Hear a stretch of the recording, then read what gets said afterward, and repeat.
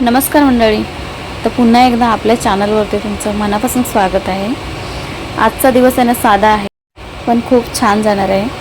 उठल्यानंतर आहे ना घरातली नेहमीची कामं आवरली, मग आजच्या स्वयंपाकाची सुरुवात केली. तर इथे आहे ना बघा 2च मोदक उरले होते जे की बनवले होते संकष्टीला.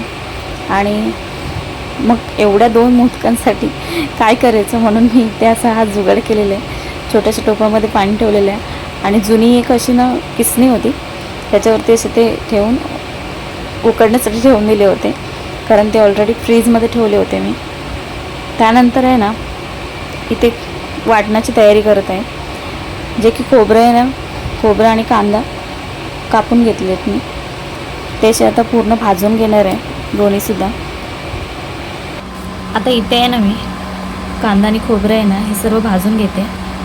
तर हे वाटण आहे ना 1 दिवसाचं नाही आहे, 4 ते 5 दिवसाचे वाटण मी काढलेलं आहे. तर इथे आहे ना हे सर्व भाजून घेतले आणि त्यानंतर हे सर्व वाटण मी मिक्सरला लावून घेते. त्यानंतर कोलंबीचं सुद्धा जे वाटण असतं ते सुद्धा तयार करून घेतलं.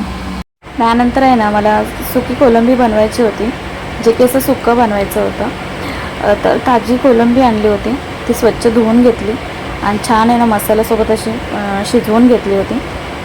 आणि कोलंबीचं सुक्कं आहे ना इकडे ते एका साईडला तयार होत होतं, तोपर्यंत इकडे मी कोलंबी फ्रायसुद्धा करत होते.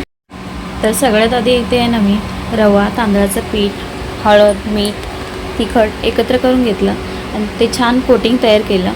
दुसऱ्या बाजूला आहे ना कोलंबीमध्ये हळद, मीठ, तिखट आणि लिंबाचं रस थोडंसा, थोडं आगूळ असं टाकून आहे ना ते छान मॅरिनेट करून घेतलं. मला वाटतं कोणत्याही पदार्थाला आहे ना चव त्याला दिलेल्या वेळेत आणि प्रेमात असते. घाईघाईत केलेल्या स्वयंपाकापेक्षा आहे ना निवांत केलेला स्वयंपाक कधी पण छानच होतो. मॅरिनेट केलेली कोलंबी आहे ना तयार केलेल्या कोटिंगमध्ये आहे ना घोळवून घेतली आणि मग गरम तेलात आहे ना फ्राय केले. आणि काही वेळेतच आहे ना आपली कोलंबी आहे ना छान दिसायला लागली होती बघा, सोनेरी रंग अगदी आला होता त्यांना.